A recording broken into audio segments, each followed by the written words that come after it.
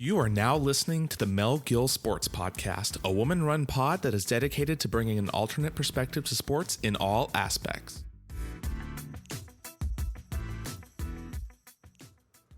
Welcome back to the Mel Gill Sports Podcast. I'm your host, Mel, and happy Monday, everyone. I hope you guys are enjoying your day. And this has been a really interesting and entertaining week for sports. More specifically, this past weekend, we got Copa, we got the EuroLeague, we got the McGregor fight, which we're going to talk a little bit about tonight. All right, first of all, we got Argentina facing Brazil for Copa. On Saturday night at 8 p.m., Messi and Neymar finally reunited. Their first time going up against each other in a while, since 2017, I believe. It was really great to see these two face off, and it was a really entertaining game. So Messi and Argentina have been through their struggles, which just makes this moment that much better for the team and for the fans. So back in 2014, World Cup against Germany, Higuaín missed the goal that would have made Messi and Argentina world champions. And then I think it was 2016. Oh yeah, the Copa final, Messi missed the first penalty shot, and then I think Mascherano made the second, and then Agüero made the other one. So Argentina only got 2 goals, so Chile ended up winning 4-2. And a lot of people blamed Messi for this because up until that point, he had never missed a penalty shootout. Until then, that was his first time missing a penalty shot, and a lot of people blamed him for that loss. They thought if Messi made that first shot, then that the other goals would have went in, and then they would have beaten Chile, but it didn't happen. So and then after that devastating game in 2016 where they could have been Copa champions, Messi stated I don't know if it was in a video or if he was on Instagram, but I have the quote. He stated that he was done with La Selección Argentina, and there was an article that said this, and then it's followed by Messi's quote. This is what the article said. Lo dijo en caliente, pero el mundo de fútbol ahora está conteniendo la respiración ante la posibilidad de que Lionel Messi nunca se vuelva a poner la camiseta de la Selección Argentina. And then this is what Messi said. Ya está, lo intenté mucho, increíble, pero no se da. Se terminó para mí la selección, ya tomé la decisión, para mí la selección argentina ya se terminó. Me duele no ser campeón con Argentina. So, for my English-speaking followers, which is majority of y'all, basically what was said in the article, they said that he just said it in the heat of the moment, and this was back in 2016, so basically saying, there's a possibility that Messi is not going to play for La Selección Argentina, and then what Messi was essentially what he was saying is, I tried hard, it was incredible, but I couldn't win, and I'm done with La Selección. I already made the decision that it's over, I'm not playing for them, and it hurts me that I wasn't a champion with Argentina.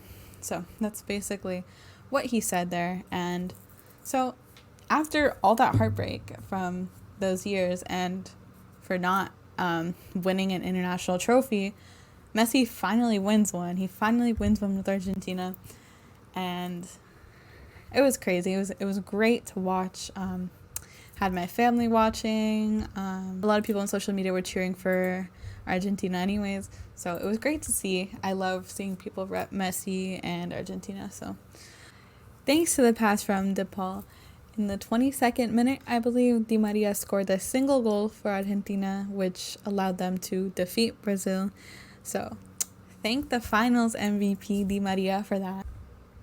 So, a lot of people, including myself, I was kind of nervous around halftime that Brazil would get it going, or someone like Neymar or Vinicius Jr. would end up scoring.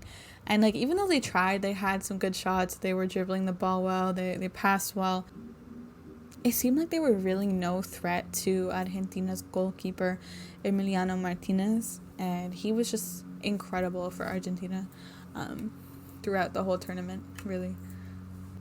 In the second half of the game, he saved a goal shot by Richarlison, I think. And it was arguably one of the biggest saves in Martinez's career, arguably. He's been a key part of this team winning Copa from his performance in net against Colombia last week when they won 3-2 in penalty kicks, and which led them to the Copa final. So he's been a huge part of that. And honestly, something that's so inspiring is the way that this team has improved so much in the past few years. And how a lot of these guys, they've been playing with Messi for years. They've been playing for Argentina for years.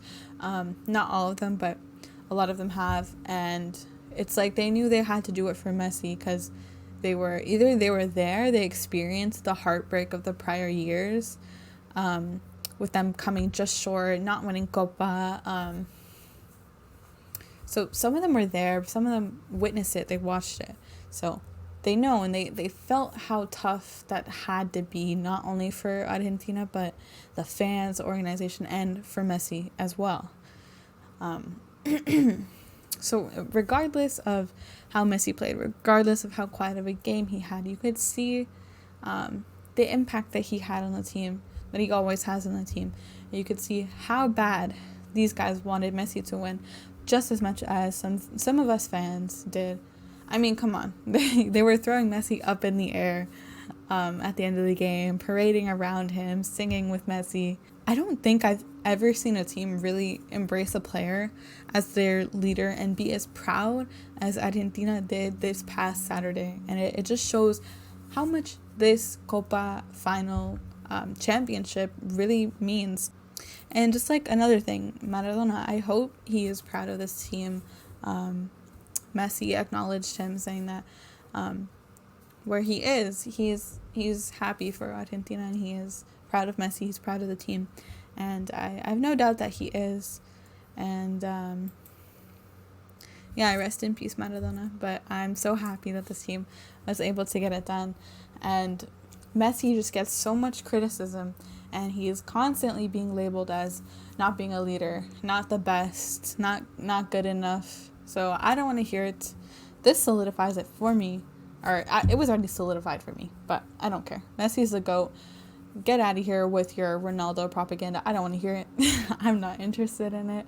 So yeah, Messi's the GOAT for me. And now we're going to move into the EuroLeague final. What a crazy game yesterday at Wembley Stadium. Italy versus England for the Euro Cup final. In just the second minute, Luke Shaw scored a goal to give England the lead. And I believe this was it the fastest goal ever in a European final? Yeah, I believe it was actually the fastest goal ever in a European final. 2 minutes in. That's crazy. But yeah, so a lot of people, aka England fans, they thought England was going to win from their single goal in the first 2 minutes of the match, but there was a lot of time left. The game had just started, and I knew that Italy could pick it up in the second half, and they truly did. You could say that they won the second half. I think it was the 67th minute. Leonardo Bonucci tied the game, and also while becoming the oldest player to score in a European final. That's pretty cool. Yeah, so then the match, it went on to extra time, and no one scored, so obviously it resulted in penalties. And I was hoping for this, personally, because I didn't have a team in Euro. I was hoping, honestly, if you follow me on Twitter, you probably saw some of my tweets. I was hoping for the most chaotic ending to the final possible, and my prediction was right, that Italy would win. I said this days before. You guys, if you need someone to predict sports outcomes, literally pick me. Yeah, so my prediction was right, that they'd end up going to the penalties. I was praying for a chaotic ending, but that Italy would come out on top, and they did. So England went into the game being pretty confident, and so were their fans. Their fans were talking pretty early.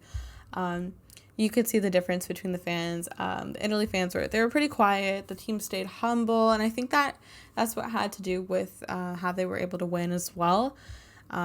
England, they had the fans, they had the energy, but the second half, it was all Italy. They controlled it, and they were more aggressive. throughout the second half. Someone who was a huge help to the team was Italy's goalkeeper, Donnarumma. He saved those goals there in the penalties, which allowed Italy to come out with the victory over England by a score of 3-2. And the last three missed shots by England's Saka, Rashford, and Sancho, they were crucial if they wanted to beat Italy, but they missed those three shots straight. And Donnarumma was a big help to Italy. He dived to save the last shot by 19-year-old Saka to clinch the title. Can you believe that? 19 years old, Saka. Like, I have no words. You're literally up there on the biggest stage. I can't imagine how that must feel. Like, the pressure that is on you. Like, you're 19 years old. That's 1 year older than me. Like, I could never even imagine that. It's insane. But, yeah, that's crazy. And I don't really know much about England's team, but I've heard that Saka, Rashford, and Sancho aren't the most experienced players.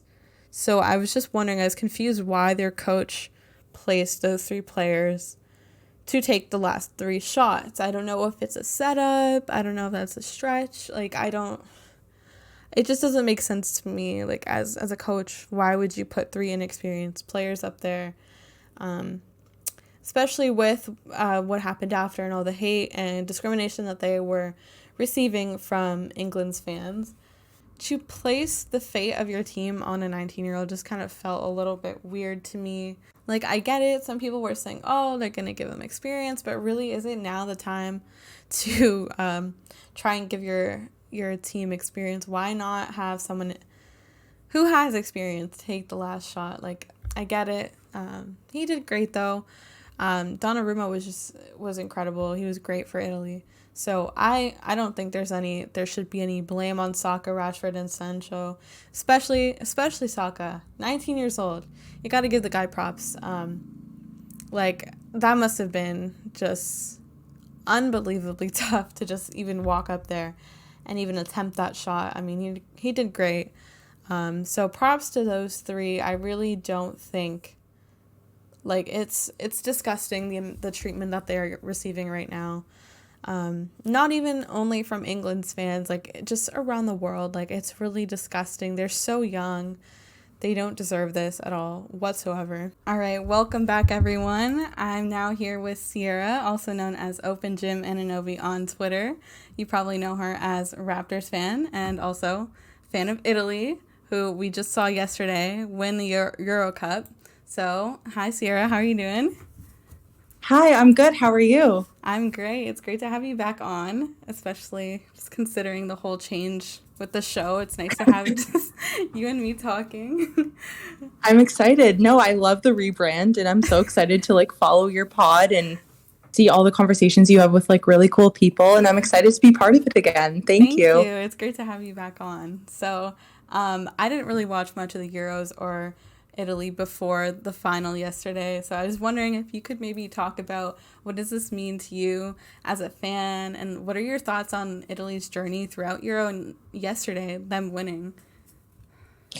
Yeah, it's crazy. I still haven't fully recovered. I woke up this morning and I was I can't believe they won. Because someone on Twitter said this to me. They were Italy versus England is the Raptors versus the Nets in 2020, except Italy's the Nets, because they're a young team with a lot of talent, but no one thinks they're contenders, of course, because there's no superstar and they're really young. So I genuinely did not expect them to even make it past the quarterfinals, never mind win the whole thing. Right. So it means a lot because in 2018 we didn't even qualify for the World Cup. They were that bad. And they had a mini rebuild, I guess you would call it. Mm-hmm. But it was really quick because they were able to there's a lot of young talent in Italy. And a lot of people were willing to play, which is great. And yeah, they basically were able to make it through the group stage. And it's funny because a lot of people said oh, Italy had such an easy group stage. Once they face a real team, they're not going to make it through. But then they beat Belgium, which was seen as a real team. Mm-hmm. And then they beat Spain. And people were okay, maybe they're actually good. Maybe we should take them a little serious. Exactly. Like once they beat Belgium, I think that was like the turning point for me because Belgium was such a like force in the tournament and like they were seen as one of the better teams. So that's when I felt confident that like Italy would actually make it to the finals and like maybe win. And like a lot of the better teams got knocked out early too, which like people didn't expect. Like France and Portugal and Germany all got knocked out pretty early. So after that happened, then a lot of people started to turn and were like, okay, this is Italy's tournament to lose. But like the thing about England is they have a lot of talent too. And like they haven't won in such a long time that like people thought like it is their turn to win and like they should be Italy. Like I feel like a lot of people thought England They were would overconfident. They were they were just insane. The fans. Yeah, like the whole it's coming home thing. No. It came to Rome. No. Yeah. So like when you see all of that, you're like, okay, maybe England is gonna win. Like, but then during the game, like they got the first goal and immediately it was like a minute into the match too. Yeah, It was I think very it was like just under 2 minutes. Yeah. Yeah, and as soon as they got that goal, Italy started playing like just really awful because I think like their confidence was shot. Yeah. And I was like, okay, like we're gonna lose because literally every time they got near the box, they like would not shoot it. Like they refused. I was like, yeah, they're playing like really scared and like they seemed just like really hesitant with every shot. Like they just weren't being aggressive until the second half. Yeah, they were playing as though like they were winning. Like they were trying to defend so much because I think to go down like 2-0, but I was like, you guys are not winning, like you need to score. Like, yeah, you need to be aggressive at some point. Yeah, so I was really concerned, but there was almost like a shift happened in the second half. Like they were just attacking so much more. So I thought like, okay, if they get a goal, they're gonna win the game. Like I actually thought that because I was like, now England's playing really scared and we're playing aggressive and like we really want to win. But then Chiesa went down, which like he's probably our best attacker. So I was like very nervous about that because I was like, we're not going to be able to score another goal. So I was like, this better go to penalty kicks because like we're not going to score without Chiesa. Yeah, and the funny thing is a lot of people, because we've been to penalty kicks, I think we went to penalty kicks with Spain. And a lot of people were saying, oh, like, you know, Italy pushes people to penalty kicks because they can't win any other way. And I was like, oh my God, I'm going to have to hear all these takes all the time. But no, I felt confident going in because Donnarumma's a really good goalie. And like, I feel like we had good enough kickers on the field. But I feel really bad with what happened, like, for England to miss like the 3 shots. I just knew that was going to be like awful for them. I felt terrible. Right. I was going to actually bring it up because like a lot of people are putting so much blame on these 3 players, especially Saka, and he's so young. But really, it was Italy's goalkeeper. Like he was really great for them. Yeah, like I was kind of confused as to why like they were the ones taking the shots. Like I know their coach Southgate put them on like in the 120th minute to take like so that they could take the kicks, but like I thought Sterling would take a shot before, or even I don't know, like anyone that had a little more experience I thought would take a shot at least before Saka. I understood why Rashford went because like he's been pretty good in those situations, but like again, like it's a missed shot. Like it's a 50-50 chance. Like it either gets saved or it goes in. So like you can't really blame them for losing the game because they shouldn't have been in that position in the first place. Yeah, especially like penalty kicks. I don't think any like that much blame should be placed on a team like in general. Like I don't know why they're doing it to a 19-year-old. Like yeah, like to me that was a total like coaching decision to make him take like the last shot in the most important game like pretty much ever. Like why would you put that on a 19-year-old? Like that's a lot of pressure. And like I just feel bad because I feel like Southgate wasn't a good coach like throughout the game. Like I think he's been good throughout the tournament, but this game like he didn't make very many adjustments, and like Italy's coach made a lot of adjustments. But he didn't respond well to that. And then to put those 3 on and like make Saka take the last kick, I was like, that is like such setup, like Yeah. And like I didn't see this yet, but apparently he came out and said like the reason why he put them on was because they wanted to take the kicks and like he had the most faith in them. Really? But I was like, I don't know. I just feel like it's a scapegoat type thing because now that's all everyone remembers is Saka like missing the shot. Yeah, that's no. I don't know if I believe that. Yeah, like so Shaw scored the first goal like in the first minute of the game and then he didn't take a penalty shot. I was like, that's weird. Like I thought for sure he would take a shot before like Saka or Sancho. Like I get Rashford, but yeah, I was very confused about that. Yeah, I feel really bad for them though. I mean, at least they're getting a lot of positive support now, but that treatment was just uncalled for. Did you see Rashford's apology? I felt so bad. Yeah, I'm like, why are you apologizing? Oh my god, it's so sad. Did you see like the mural or like the art on the wall? Yeah. How that lady went and covered it up and put hearts on it? That was so cute. Yeah, I'm glad that like there's a lot of people that are like standing behind them and like not tolerating anything. And especially Rashford has done so much for England. Like he like apparently has donated a lot of money to like help poverty and things like that. And it's so crazy how they turn on you so quickly like the minute you lose a game. I know. I saw some post and it was like if only Rashford put as much effort into penalty kicks as he did in politics. Like, are you stupid? Like, oh my god, I hate that. That's just so disgusting.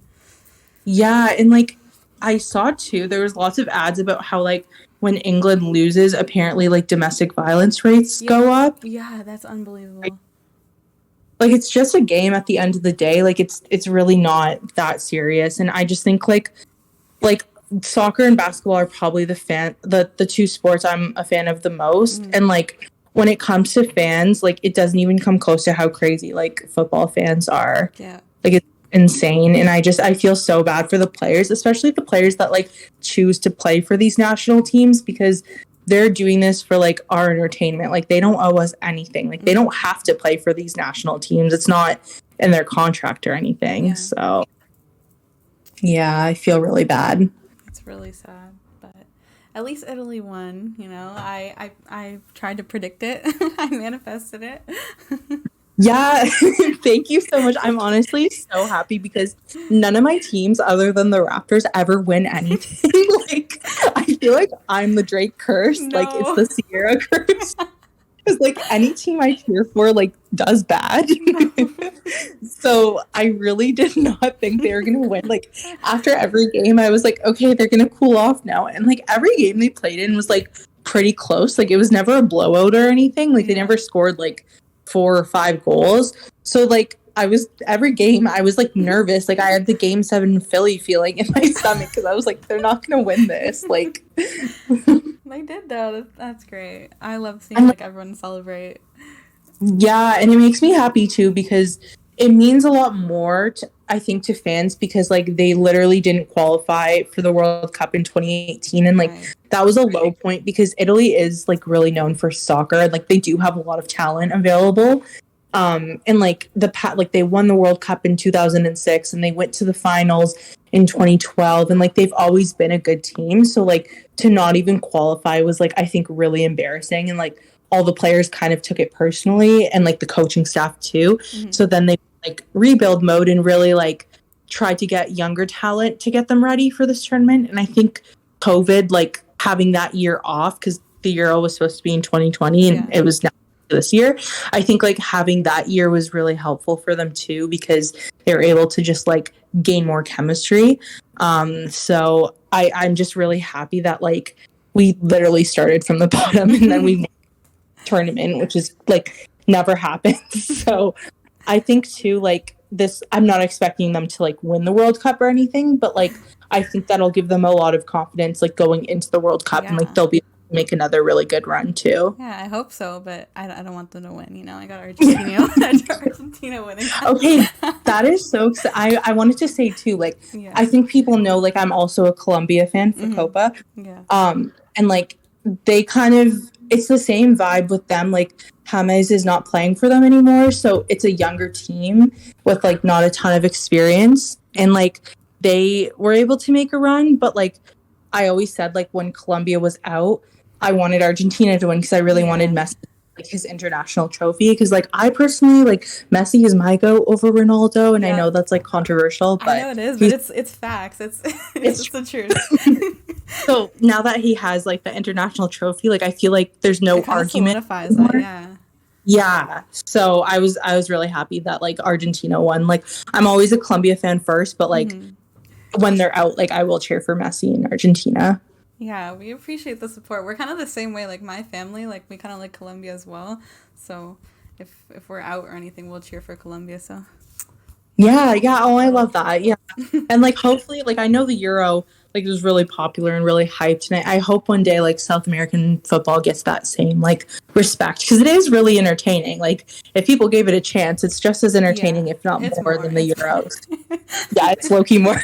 But people on Twitter always get mad when I say that. It was funny too because during the game, like during the finals, I was really nervous because my team was in it, but I felt like everyone who had no investment was like literally tweeting about like Italian food versus like English food. I was like, this is how boring it is. Like you guys see, like it is a boring style of soccer. In Copa, at least like the officials let the teams play more, and like it's just a more like attacking, aggressive style. Yeah, that's what the notice was the big difference. It's like I was watching Italy the first half, and I was like, why are they just so scared? Like, oh my goodness.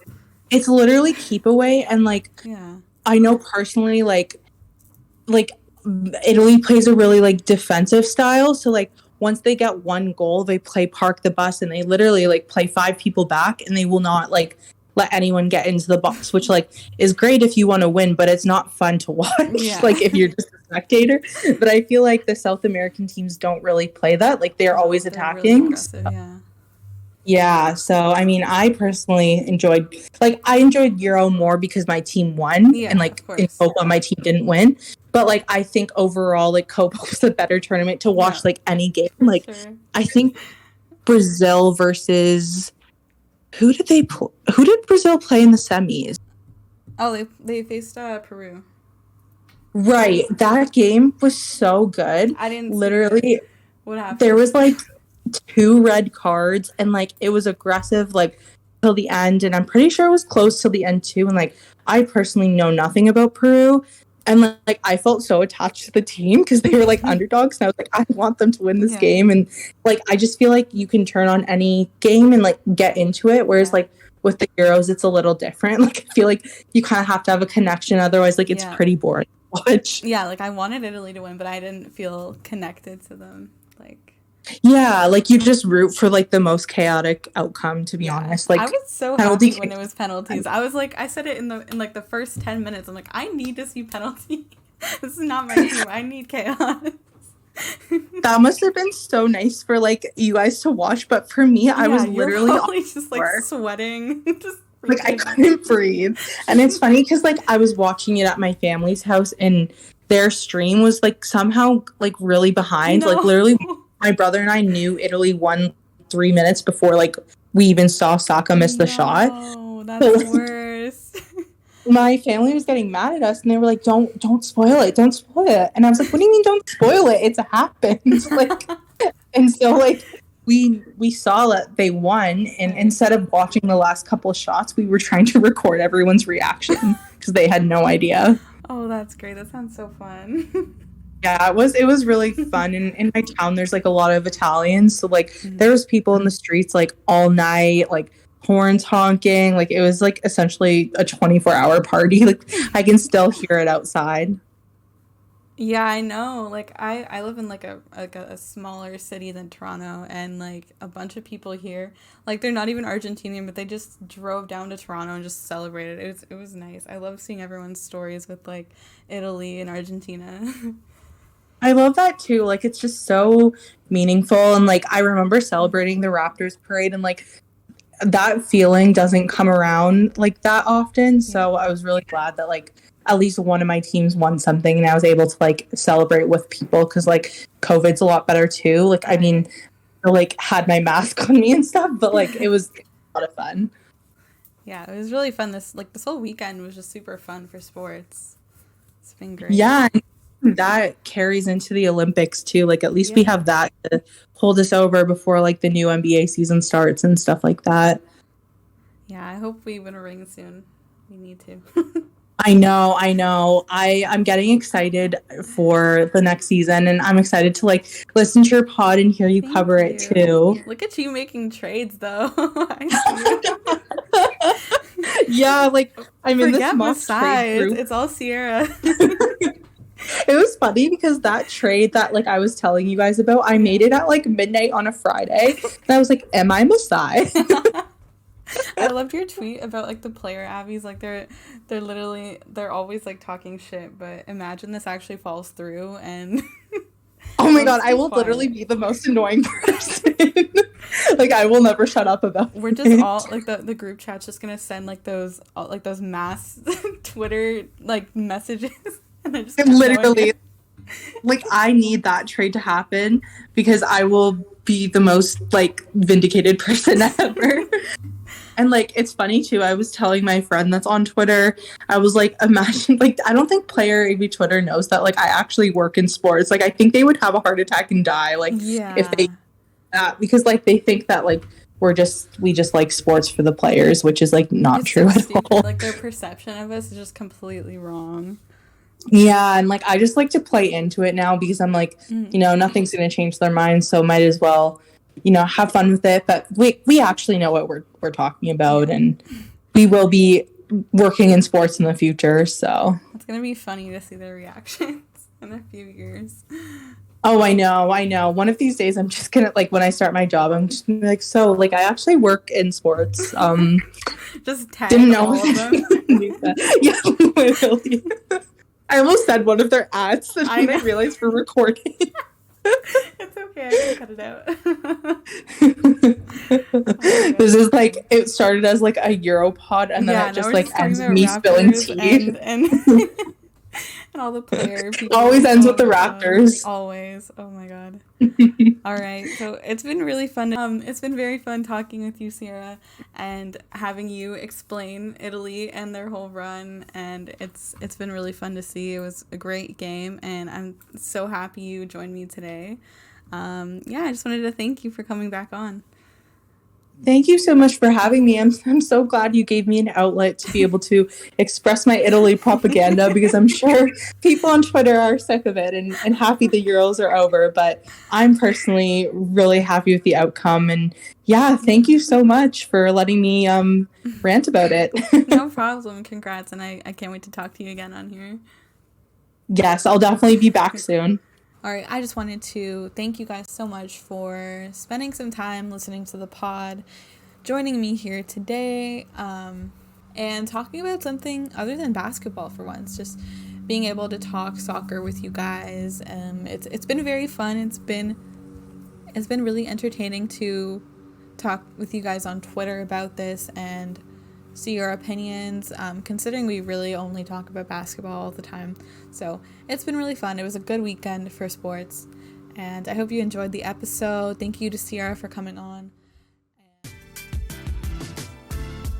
Thank you for listening to the Mel Gill Sports Podcast. Don't forget to follow on all social media at Mel Gill Sports Pod.